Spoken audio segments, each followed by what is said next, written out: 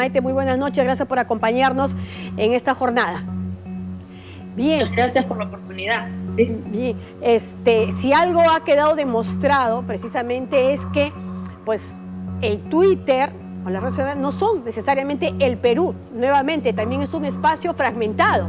Sí, y como estábamos adelantando antes, no es solamente Twitter o Facebook. En el Perú se ha generado además un espacio muy particular a través de los grupos en WhatsApp, que es un sistema de mensajería. Es casi como hacer una llamada de teléfono, con la diferencia de que yo puedo convocar a otras personas a un espacio muy cerrado. Entonces, el efecto de estos sitios cerrados, como WhatsApp particularmente, lo que generan es una suerte de burbuja de opinión, en donde todos compartimos la misma opinión o ideas y nos retroalimentamos en nosotros. Entonces, el efecto de este tipo de espacios en verdad no colabora a crear nueva corriente de opinión, sino a retroalimentar algo que ya existe. Y obviamente me aleja de la realidad esta justamente que estamos viendo, ¿no? Y después lo que ha pasado en Twitter, Roxana, y en Facebook es que al estar en una situación de confinamiento, de hecho estamos usando estas plataformas ahora mismo, nos hemos abocado fuertemente a socializar en estos espacios sin recordar que cada uno de ellos tiene mayores o niveles, capacidad de concentración del discurso o de la comunicación. De los tres, de WhatsApp, Twitter y Facebook, el más abierto es sin duda Twitter, a pesar de que ahí encontramos a trolls y a bots y lo que sea, pero ahí también encontramos a gente espontánea, real, que puede opinar.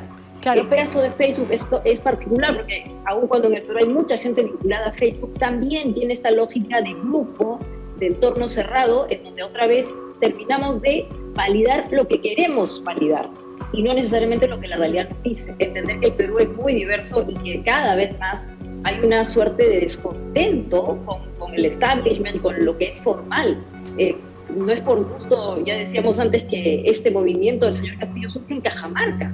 Cajamarca es la región con mayor nivel de pobreza monetaria en el Perú. ¿Eso qué quiere decir? De acuerdo al INEGI, que de 10 personas, 7 son pobres.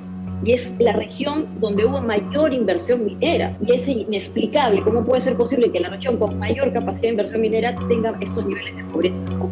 Y es una suerte de espacio aparte que no entra en los entornos digitales porque quienes tienen niveles de opinión allí no están conectados con estos niveles, ¿no? Entonces, el mismo discurso del Twitter, del Facebook, o incluso del WhatsApp, que te digo que es donde yo encuentro un efecto muy, muy perverso porque termina retroalimentando visiones, opiniones, nos aleja de estas situaciones en donde en verdad pues hemos tenido la capacidad de ir leyéndolo, ¿no?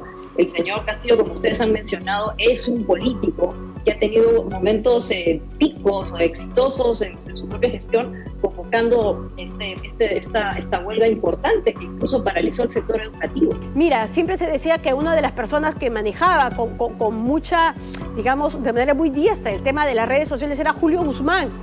Y mira los resultados a los que estamos asistiendo, ¿no? A pesar de que es cierto que en los últimos meses y años estaban incorporándose también otros actores ahí. Pero entonces, para quien quiera hacer política pública, ¿cuál es el consejo? Bueno, es inevitable y yo creo que esa es una característica que de aquí en adelante se va a dar. En los espacios digitales tienen que estar dentro de la propuesta y el discurso, pero no son lo único, ¿no? Y como tú has mencionado, la necesidad de hacer que la forma de conectar con poblaciones como por ejemplo las del interior del Perú, Cajamarca, en fin, por lo que hemos mencionado, sea muy concreta. Y no por gusto el señor Castillo, como algunos expertos también han mencionado, tiene como símbolo un lápiz, ¿no? Que esto para la gente en Cajamarca y para muchos peruanos es el efecto por el cual uno empieza a escribir. Y la educación en el Perú tiene un efecto de movilización social enorme, que todavía no vemos, ¿no? Entonces, en el discurso de los políticos, de este menú que hemos estado viendo y que finalmente no termina de agradar a nadie, ese tipo de acercamiento tan básico, algo que me permita mi movilidad social, mejorar mi vida, salir de las zonas cercanas de Cajamarca, como Chichiro, o como el mismo lugar, o Tabacobamba, donde sea, y volver a Lima, es la educación. Y no ha habido la capacidad de poder dar una respuesta a esas demandas tan básicas. ¿Cómo mejoro mi vida? ¿Cómo me muevo finalmente o me movilizo socialmente, ¿no? Y por otro lado, tenemos en provincias como Cajamarca, como digo, que han tenido niveles importantísimos de inversión en minería, en donde aparecen estos liderazgos que tienen dos características que yo lo que identifico en el señor Castillo. Primero, que tienen un cable a tierra real. El señor es, como él dice, es chacrero. Así es. Chacrero, o sea, ni siquiera así es con el caballo chacra. Y el sombrero. Exacto, es el espacio más chiquitito de producción agrícola, la chacra, es una cosa chiquitita. Número 2, es maestro. En el Perú, en las zonas altoandinas, Roxana, yo he tenido suerte de trabajar en zonas altoandinas con proyectos de telecomunicaciones, los maestros son unidocentes, o sea, un maestro hace todo, educación primaria, secundaria, todo. Entonces, el rol del maestro en el interior del Perú es básico, fundamental, y hemos visto cómo han estado tan maltratados. Y finalmente, es rondero. ¿Eso qué quiere decir? Que establecen sistemas de justicia popular que son mucho más efectivas que la justicia formal. Entonces, dos servicios básicos, educación y obviamente seguridad, en donde el Estado formal ha fallado. ¿Por qué pasa esto? Porque las élites urbanas o las que supuestamente tienen mayor capacidad de convocatoria no están conectando con demandas tan básicas. Así es, y con las necesidades precisamente, ¿no? Que se expresan y que son un alarido, en verdad, que probablemente no llegue todavía hasta aquí.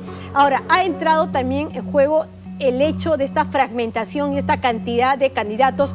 En algún momento incluso tú señalabas que esto iba a ser casi como una especie de elección al azar, ¿no es cierto? Que el azar iba a estar presente dada la cantidad de opciones que se mostraban en este menú. Exacto, y lo estamos viendo estadísticamente, mira el empate. O sea, solamente sabemos que el señor Castillo está en mejor condición de pasar a la segunda vuelta, pero el resto está en un empate estadístico. Y ahí podría pasar de todo, o sea, de hecho hoy pudo pasar eso. Sin embargo, ahora se va a decidir esto en función a, obviamente, los instrumentos de impugnación, las tachas, que fuese. Yo decía el azar porque yo siento que hasta de alguna manera la ciudadanía casi como que ha renunciado a poder ir a votar, ¿no? Y lo hacen, bueno, ya, porque hay que votar. El ausentismo en el Perú está en un proceso de incremento, pues en los últimos años de elecciones tú puedes ver eso. Entonces también es interesante observar eso. ¿Es necesario que la gente vaya obligada a votar? Tal vez si van a través de un voto facultativo tengamos otro tipo de resultados. Claramente yo creo que el discurso y lo que los expertos o los analistas o por último la llamada clase dirigente o los que tienen mejor capacidad no conectan con lo más básico. ¿Qué cosa es la democracia finalmente para personas que hoy día están sufriendo, que están detrás de un balón de oxígeno?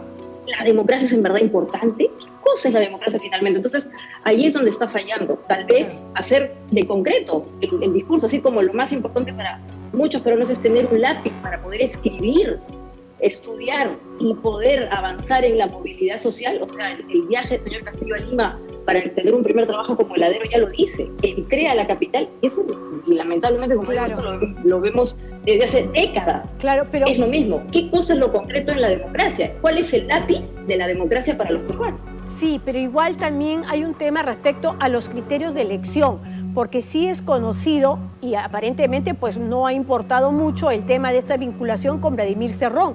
Yo imagino que en regiones, especialmente pues como la de Junín, donde entiendo que también ha habido, digamos, ha obtenido un gran número de votos, tiene que conocerse. Sin embargo, eso ha sido pasado por alto. Entonces, en la época que él estuvo al frente precisamente de esta huelga magisterial, estos presuntos vínculos con el Movadef estaban pues a la orden del día. ¿Eso no pesa? ¿Eso no interesa mucho? ¿O solo interesa en la capital, en todo caso? No, o sea, en el interior del Perú hay otra situación que seguramente no estamos terminando de leer. El Movadef es un movimiento que también está muy imbricado con ciertos sindicatos. El sindicato de los maestros, el SUTEP, es muy representativo en el Perú, ya lo hemos dicho. O sea, en cada lugar alejado del Perú hay una escuela con un maestro y docente, y ese señor es el que se encarga de llegar al desarrollo a sus determinadas poblaciones. Entonces, no es gratuito que este tipo de movimientos que tengan esa imbricación tan fuerte en los sindicatos. Y es otro importante también este asunto, Roxana. El señor Cerrón es un sindicalista. En un país en donde no hay partidos políticos, la otra opción para generar un acercamiento colectivo con propuesta es el sindicato. Entonces también ahí hay que pensar qué está pasando con esos espacios de expresión colectiva que no hay en el Perú y que finalmente terminan dando oportunidad a escenarios como estos, ¿no? O sea, obviamente es totalmente legítimo lo que está pasando con el señor Cerrón, pero podríamos tener otras opciones que hoy día no estamos o leyendo o encontrando, ¿no? Así es, además no hay que olvidar que los sindicatos durante muchos años en la historia del Perú eran precisamente el soporte de los partidos políticos, ¿no es cierto? El caso como el de Lapra. Y sin embargo, ahí ha habido una especie pues de desvinculación que está precisamente propiciando estos rompimientos, o en todo caso este bloqueo en esos canales de comunicación. Realmente es sumamente interesante y creo que nos da pie para muchísimas reflexiones. Creo que este es como tiene que mirarse, como tiene que leerse precisamente este tipo de resultados. Muchísimas gracias por esa contribución, Maite.